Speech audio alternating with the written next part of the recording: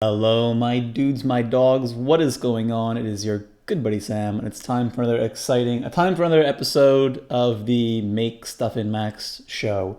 So today, what are we going to talk about? Well, first thing I want to talk about is just to make the briefest of brief announcements that this Saturday, if you're in the New York area, you should come to Mixed Signals concert this Saturday at 8 p.m.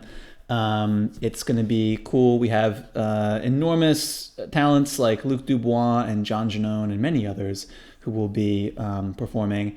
And if you can't make it, that's cool too. There will be a live stream on this very channel starting at 8:30, so look out for that.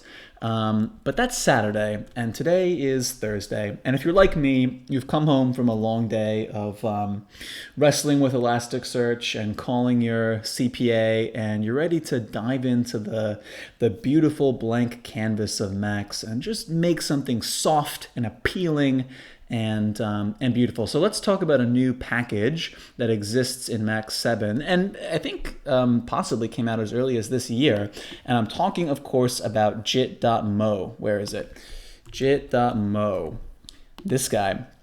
Okay, package manager is going to fight with me, but it's in here somewhere. Jit.mo is what I want to talk about today, and it's basically a selection of jitter objects that I think are really sweet, particularly because they don't necessarily do anything that you can't do in vanilla jitter, but they just make certain things very easy and very seamless and a lot of fun to mess around with different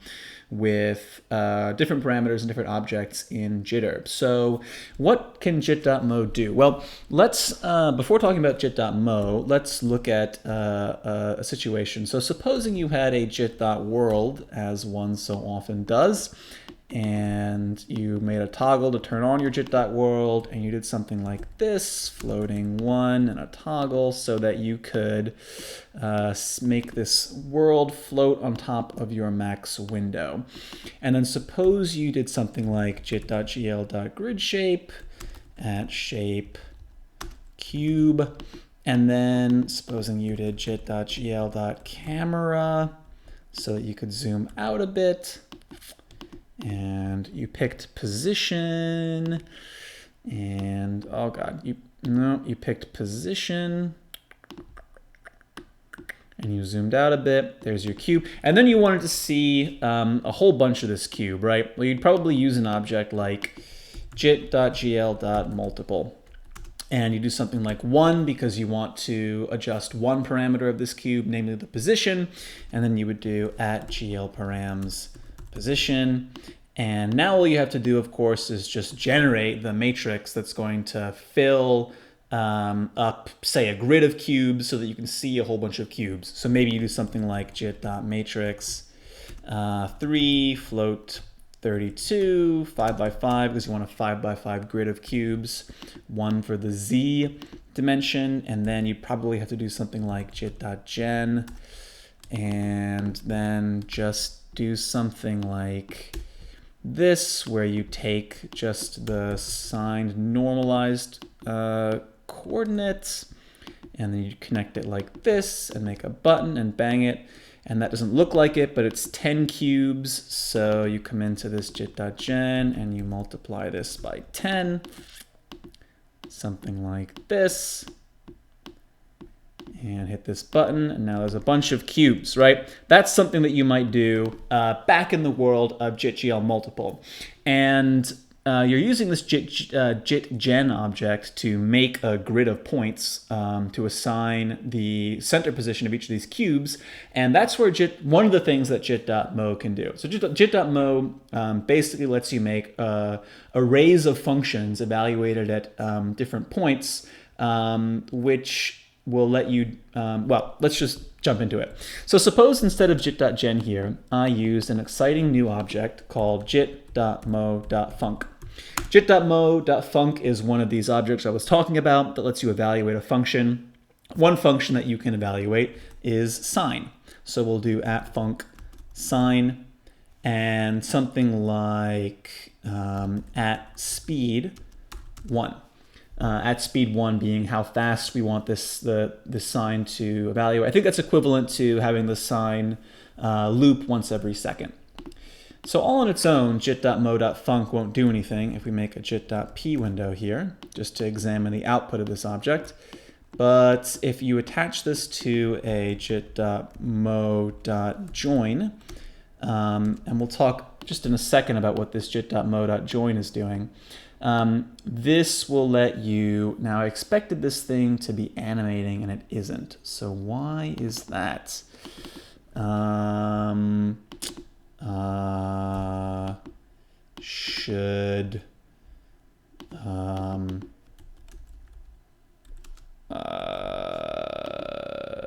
That's not good. Period 1.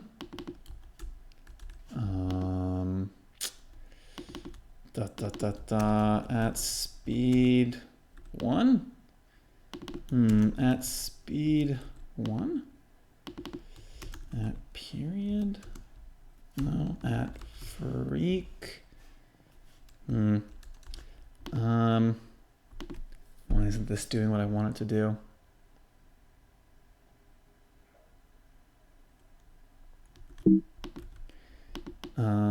Every faculty at my disposal tells me that this should be working now.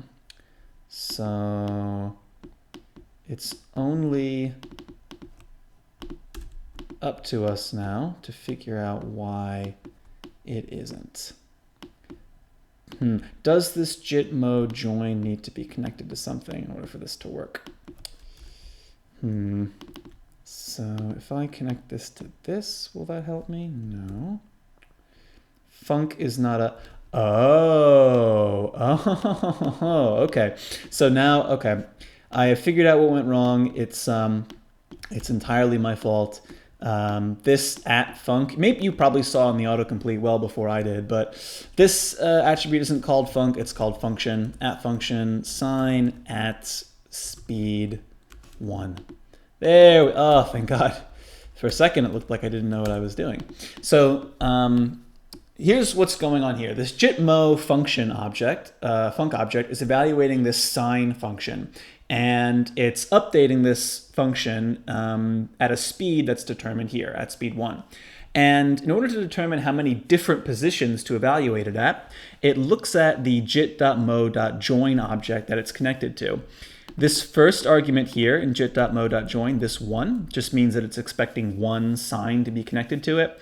And the second argument here is just how many different positions to evaluate. So you look up here and you can see sort of that this thing is divided into 10 slices. And if I increase this number to something like 100, you'll see this get much, much smoother because we're evaluating at 100 different positions all along this sine wave. So what does this let us do? Well, we could take another sine wave like this and attach this mode join to another thing and then put a P window down here. And look at that, we've got two sine waves going side by side, and we've got a kind of, I don't know, this color test pattern thing going on down here. But what's really cool is you can use these things to position your objects in the context of a JIT-GL multiple. So let's try that. Let's get rid of this P window. And what I want is these cubes to always be flat in the Z axis, but to be animating according to these sine waves in the X and the Y axis. So I'm going to change this Gitmo join to be 3, 100. And then if you want a constant value, one way to do that is with Gitmo func at function line. And then if you do at start 0 at end 0, this will always be 0, the output of this Gitmo func object. And now if you connect this, instead of this jit.gen, if you connect this to your JIT-GL multiple, that's not what I had in mind. So maybe we should jit.times at val 4, just to move these cubes a little bit further apart from each other. Look at this. So right now these cubes are all completely in phase, and so let's do like at val 6, at val 8, and maybe there's too many cubes. Let's go down to 10. Yeah, there you go. So you can see these cubes and they're rotating because these sine waves are evaluating and they're updating the x and y position of each cube. So they're going way too fast now. So let's add in an adder UI here and here to control the speed of these two sine waves. Let's go with speed 0.1, and here let's go with speed 0.11, so they're slightly out of phase. 0.2, 0.21. So now you can see these two sine waves are slightly out of phase. We've got these cubes moving in and out of phase and describing and undescribing this circle. It's a very pleasing arrangement that we've got going on here. So, you know, that's just the very basics, but the stuff that gets really interesting is when you start to layer these jit.mo effects and control not only position, but also the other stuff that you can control with jit.gl multiple, like the scale and the rotation and the color. So let's, we're controlling position here. Let's also, I wonder if we do at lighting enable 1. Yeah, cool. Let's just light our cubes a little bit better. So now I'm going to do, in addition to this position, let's also animate the scale. Position and scale. And right now the scale is 0, so if we make a jit.matrix and connect it here, and throw a bang in here, and do set all 111, this should set all the cubes to have constant 1 scale. But we don't want constant 1 scale because that's super boring, so let's take all this and let's just duplicate it, duplicate drag it. And what happens if we just connect this to this? Cool. So now we have this effect where as there's one wave that's happening that's changing the position of the cubes, and we have a whole separate wave going on that's changing the scale of these cubes. And now, just to make this effect a bit more dramatic, let's like bump up to 100 cubes going around. Cool. And also maybe let's also change the rotation here. Scale rotation. And for the rotation, let's just go with some noise. So we'll do jit.noise. And a cool trick with noise, if you have a matrix whose dimensions are changing. So if you have a matrix and you want to add noise to that matrix, you can do jit.matrix info and connect that matrix to the noise like this. And this will automatically update the jit.noise so that its dimensions are always the same as this matrix, the one that you want to add the noise to. So then we'll just do jit.plus to add a little bit of noise to the, wait, what am I doing? Oh, right. I don't want to do jit.plus. I want to add noise to the rotation. Jit.noise will be between 0 and 1, but rotation is between, oh, this is called rotate XYZ, not rotation. Rotation is between 0 and 360 degrees, so we'll do jit.times at val 360 to take this up to a crazy XYZ rotation. And now when we hit this button, these cubes all have different rotation. That looks pretty freaking weird. Maybe if we turn down these, crank down these speeds a bit.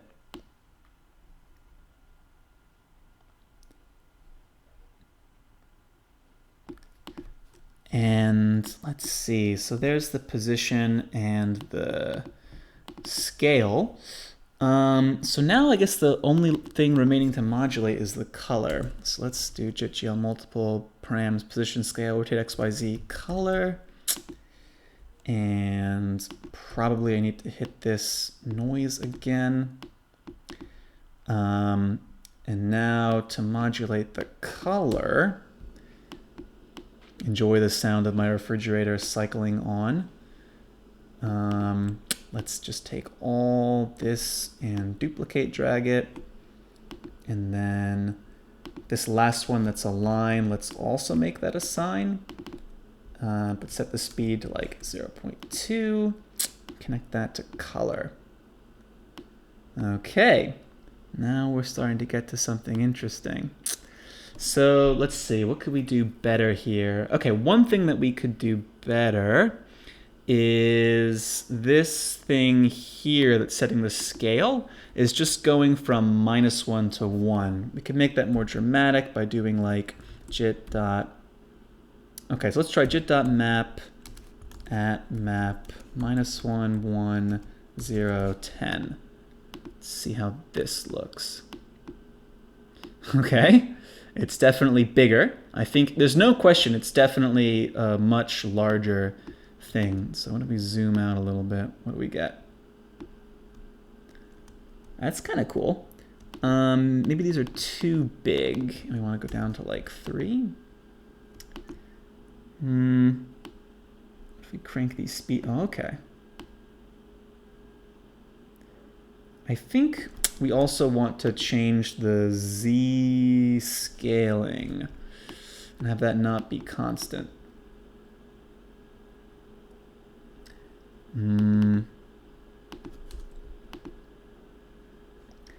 I think these are going too fast, maybe? Let's try... The color, too, is an issue, because the color, these sign functions all go between -1 and 1, but color is, of course, wants to be between 0 and 1. So we need to do jit.map at map -1, 1, 0, 1. Like so. And these things are currently only yellow and blue because these color sine waves are all in phase. So let's do like speed 1.01, speed 0.87, and speed like 1.14. And these cubes are too far apart, so let's come over here and change their distance apart. Oh, that's kind of cool when you make them really close together like that.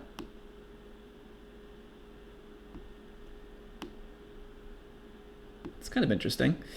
And I think all this stuff is going way too fast. Let's slow this down. There we go. That's the pleasing kind of effect that I was hoping for.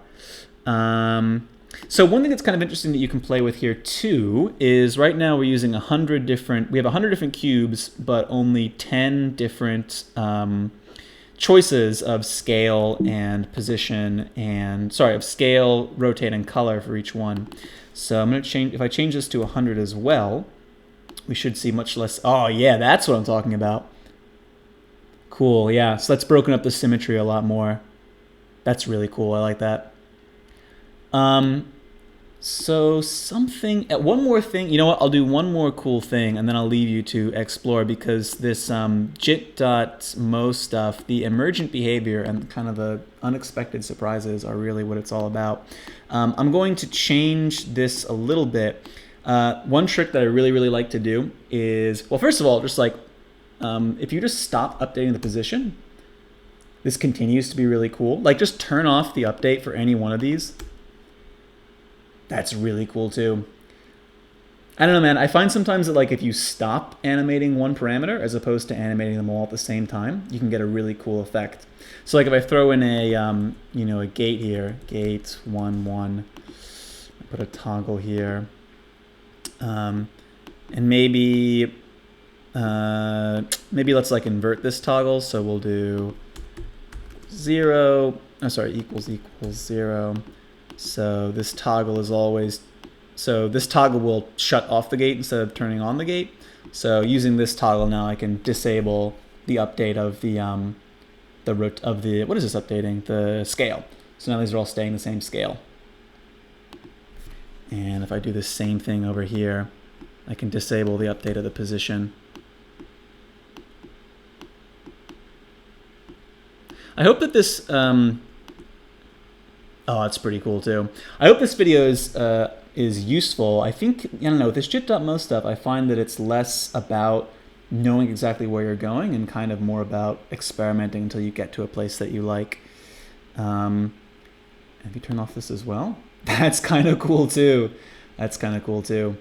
Okay, so the thing that I wanted to show was if you throw in a jit.matrix here, and just use this matrix to store the noise. So now if I bang this noise, that goes into this jit.matrix. And then I'm just going to make a jit.slide at slide down 20 at slide up 20. Just do a little bit of time interpolation. Get some nice slidey effects. And then the last thing you need to do is add a send render bang down here, coming out of jit.world, so that we can keep banging this matrix out. So R render bang, that goes to this jit.matrix. And now what you'll see is every time we bang this noise, there's some interpolation before it gets to the next rotation, which I always think looks cool. Enable some of these again. Such a satisfying effect. And with the color modulation as well, it's pretty cool. I'm just going to add one more of these gates to disable color modulation if we want.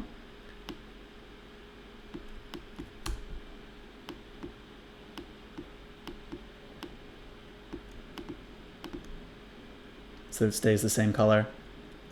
Disable that, and now nothing's updating. Cool, so that's basically all I wanted to show you in this jit.mo world, but there will hopefully be a lot more to come. I think we really just scratched the surface with what you can do with jit.mo, and especially once you get kind of audio reactive stuff at play. You know, I want to add a, let's do one of these. Let's do like a key cell 32 so that I can press the space bar, and yeah, that's good. That's what we want. Cool. So anyway, thanks for watching, and hopefully this is useful. I'll post the patch and just a link in the description as well to Mixed Signals. If you can make it, I really hope to see you there, and if you can't make it, I really hope you enjoy the live stream. Hopefully it works. We've never done it before, so anything and everything can and probably will go wrong. But in any case, thanks again, and I'll see you guys in the next one. Take it easy.